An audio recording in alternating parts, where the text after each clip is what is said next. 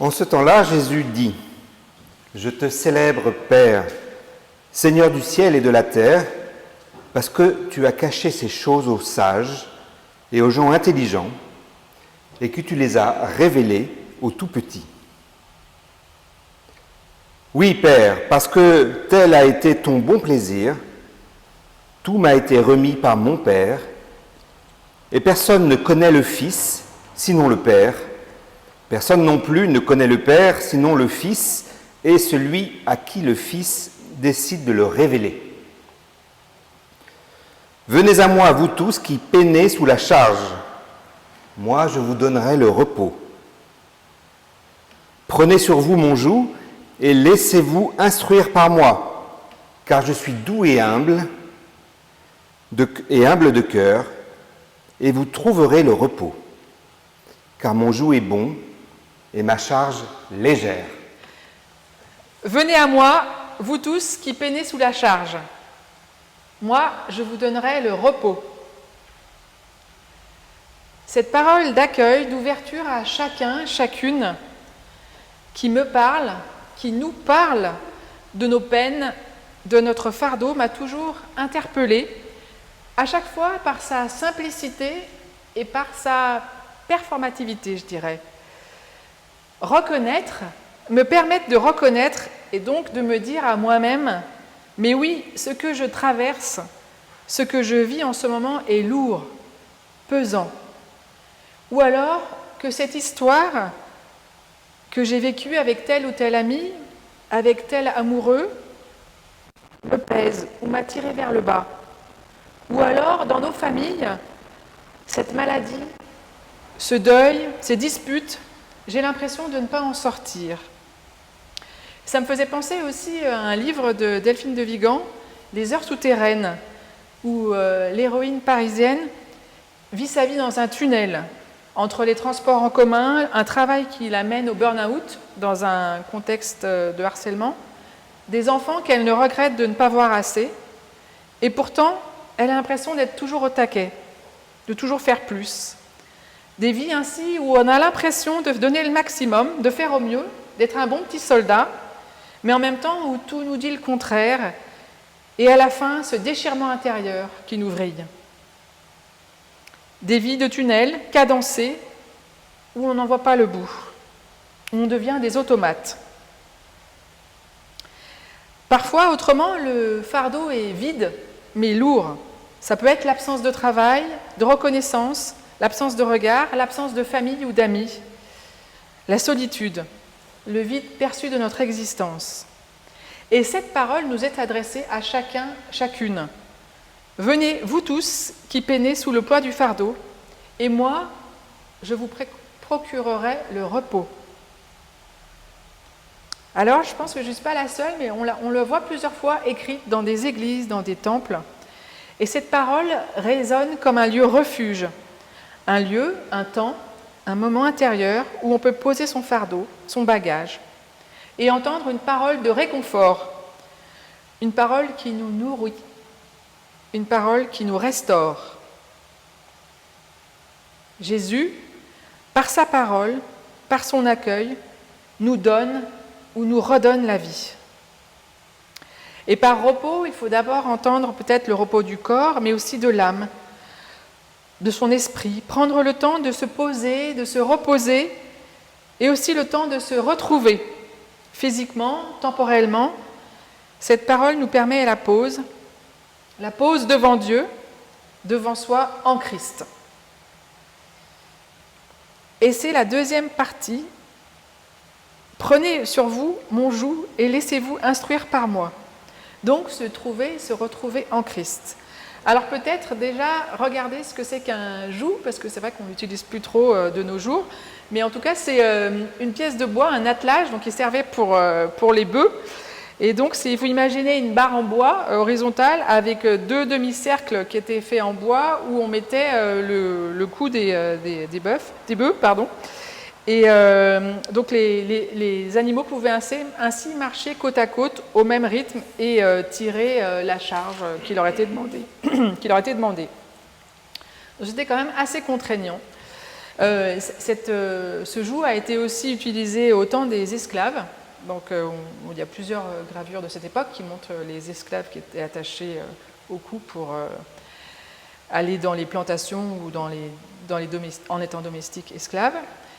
Il y a également dans notre expression, on dit qu'on est sous le joug de la loi ou sous le joug d'un oppresseur, sous le joug d'un tyran. Donc on voit quand même le terme utilisé par Jésus est pour le moins ambivalent, puisqu'il est assez contraignant.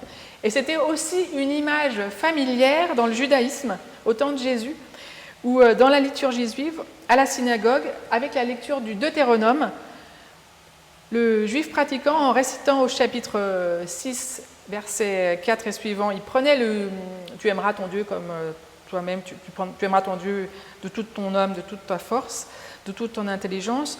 Le juif pratiquant prenait le joug du royaume de Dieu, puis le joug du commandement des commandements, au chapitre 33, et enfin le joug de la Torah, en choisissant de vivre la Torah. Donc on voit que c'est une image familière au temps de Jésus.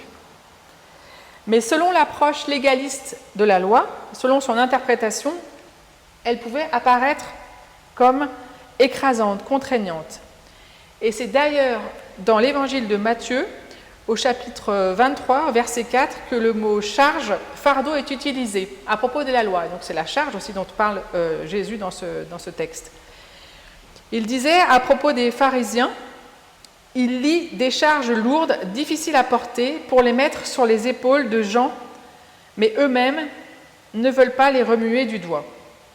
Donc là, on voit que Jésus critique la façon dont les pharisiens, les scribes, instruisent le peuple au niveau de la loi, et qu'il propose une autre façon de lire la loi, de la recevoir, de la pratiquer, plus dans la libération. Et je crois que aussi ça peut aujourd'hui nous parler à la fois sur les contraintes et les lectures des obligations morales ou religieuses que l'on peut entendre dans certaines églises ou dans certaines religions qui peuvent nous peser comme un carcan.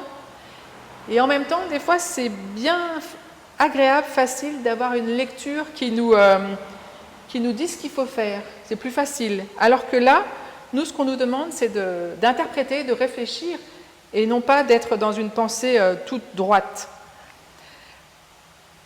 Et ça peut faire aussi, à mon sens, écho à notre société contemporaine, à toutes les obligations que nous nous mettons, nous, de manière quasi religieuse, que ce soit sur notre physique, notre apparence, tous ces impératifs, que ce soit sur notre rôle dans la famille, en entreprise, être un bon salarié, un bon parent, un bon ami, un bon fils, tous ces impératifs, toutes ces pressions qui nous entravent, et qui font qu'en fait, on en revient à recréer ce sentiment de carcan, mais parce que c'est ce que la Boétie appelait la servitude volontaire, où on va se mettre nous-mêmes dans cette position par rapport à toutes nos tâches ou par rapport à tous nos rôles. Et donc, face à cette situation, Jésus, en contrepoint, nous appelle. Et il dit « Venez à moi, et vous trouverez le repos, la paix. Le repos du corps et de l'âme. » Et il nous appelle à prendre son joug, lui qui est doux, et il nous dit que son joug est bon. Il est facile à porter. Et c'est en se mettant à son écoute, à l'écoute de son enseignement, que nous pouvons ainsi aller vers une parole de libération. Alors, qu'est-ce qu'il nous enseigne ? Il nous enseigne déjà que c'est son Père qui est le révélateur de tout à travers lui. Et il dit, tu as caché les choses aux sachants, aux puissants, mais tu les as révélées aux plus petits. Donc il nous invite à ne pas agir non pas dans la force, dans la contrainte, mais à regarder les choses par en bas, à se dessaisir. Oui, mon joug est bon et mon fardeau est léger. Il est facile à porter, disent certaines traductions. Mais ça peut paraître quand même surprenant d'entendre « son fardeau est léger » compte tenu de sa vie, compte tenu de son ministère, car nous savons que rien n'était facile sous l'occupation romaine, entre les enjeux de pouvoir dans les différentes communautés religieuses.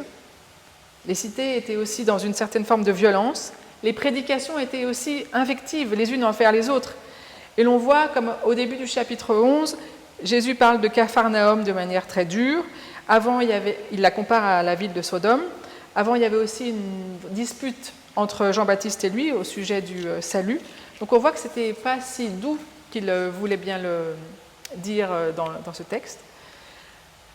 Mais donc, en fait, ce que moi je pense que nous pouvons retenir, c'est pour notre vie, c'est de se dire qu'en même temps, il nous invite à une certaine forme de simplicité.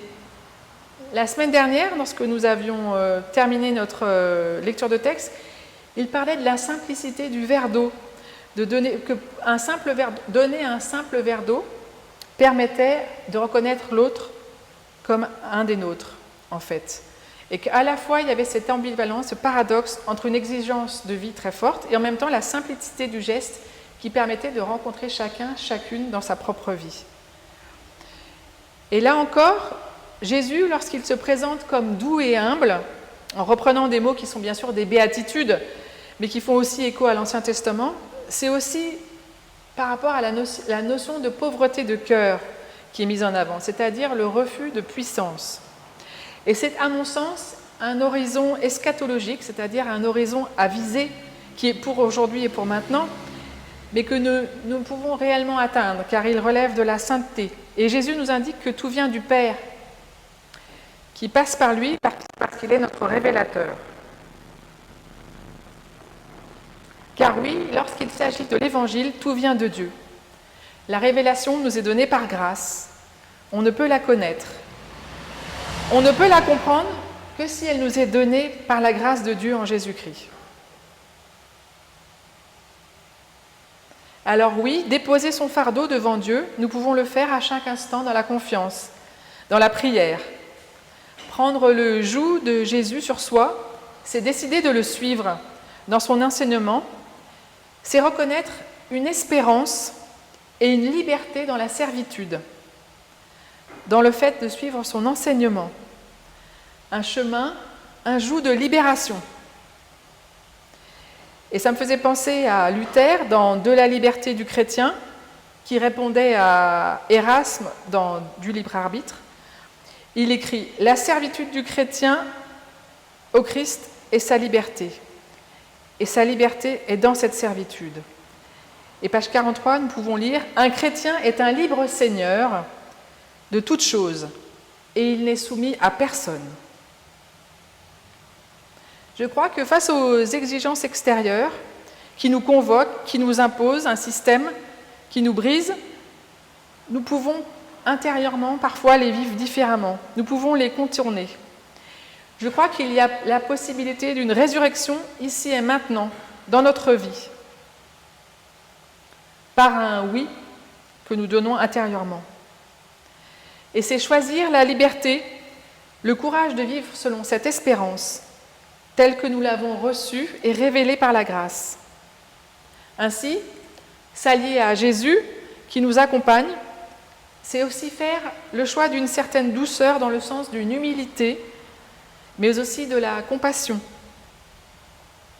C'est faire le choix d'accorder à ceux qui nous entourent, les plus petits, autant d'attention, si ce n'est plus, à ceux qui ont de la prestance ou du pouvoir. Et si nous avons du pouvoir, c'est reconnaître chacun, chacune, comme ayant la même valeur en tant qu'être humain. Prendre le joug de Jésus, c'est aussi être à notre tour ressource pour celui ou celle qui a besoin de se poser, de se reposer, de se ressourcer. Que la grâce de Dieu nous soit en aide au fil des jours pour que nous soyons fidèles à ce joug qui nous ouvre à la liberté. Amen.